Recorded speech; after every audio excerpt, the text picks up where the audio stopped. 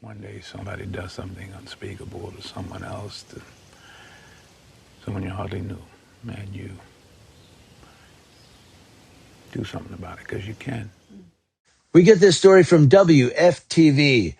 The Titusville, Florida Police Department is asking for the public's help in identifying an individual who was observed near Titusville High School on Wednesday, October 22nd. The person was observed walking into the high school parking lot and taking photos of the ground and sections of the campus from outside the fence. They said, "We are working closely with the Brevard Public Schools and the Brevard County Sheriff's Office to identify this individual and ensure the continued safety of our students and staff," said Detective Sergeant Brian Nelson of the Titusville Police Department. Now, the individual is described as a lighter-skinned person, possibly a male, wearing a dark knee-length overcoat and walking with a hunched posture. Maybe he has a bad back. Detectives aim to identify and speak with this person to understand their intentions, but there's no indication they pose an immediate threat to students, staff, or the community. The Titusville Police Department is asking anyone with information about this person's identity or location to contact them, and there's a phone number there. If you click the link in the description box, you can get it. Alternatively, they can remain anonymous by calling Crime Line at 1-800-423-TIPS. Now, Titusville PD also requests that surrounding businesses and residents near Titusville High School check their security cameras and contact the police department if this individual is seen on their surveillance systems. And so I get it. And I'm not saying this is a First Amendment audit, but I'm going somewhere with this. So hang with me for like 132 seconds. But I've seen where, yeah, people do like these First Amendment audits at schools and stuff. And I get it. It's not cool. It's the kids, you know, like, why are you recording the kids, dude? You know, they even called the cops on me once. The Yucaipa High School here called the police and said, "He's out here recording kids." And I said, "No, I haven't recorded one kid at all." And I wasn't. I edited out the kids, or I would raise my camera as they walked by and you can't see them. I was recording the stoplights, the traffic lights, because when it turned red, people were driving up and then gunning it and going through the red light.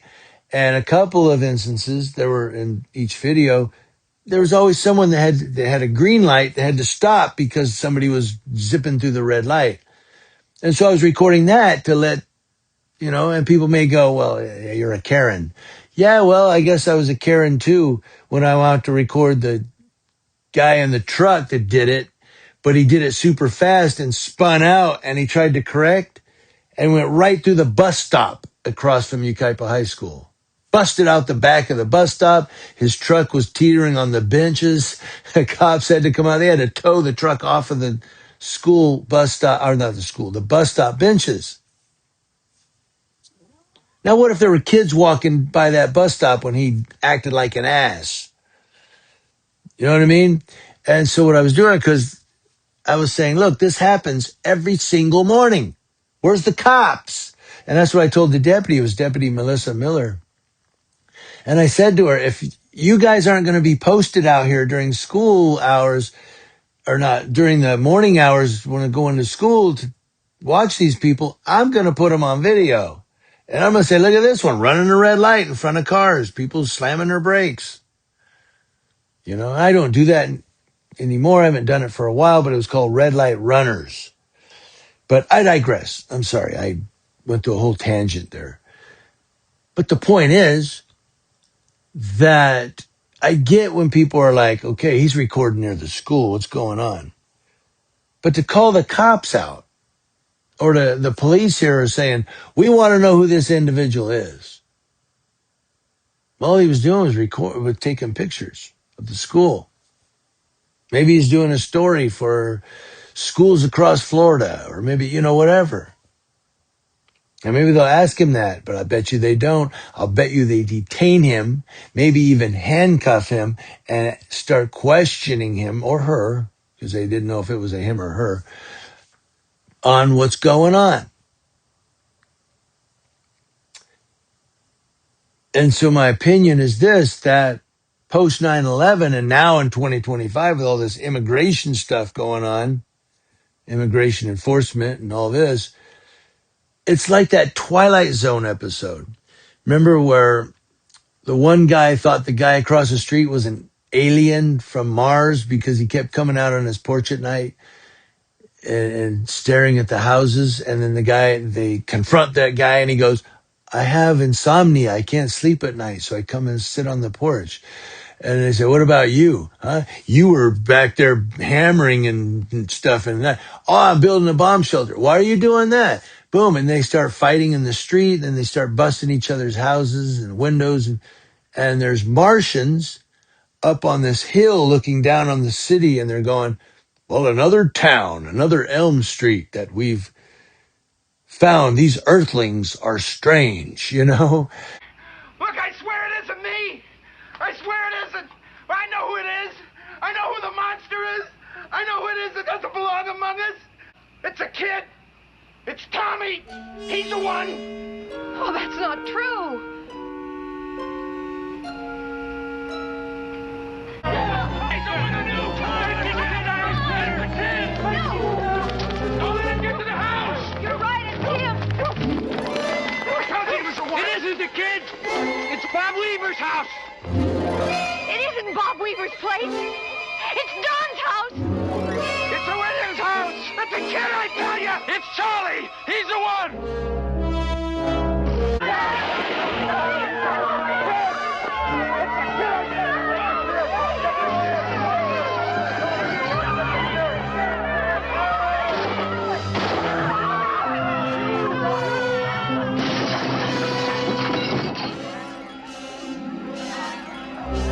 Understand the procedure now? Just stop a few of their machines and radios and telephones and lawnmowers.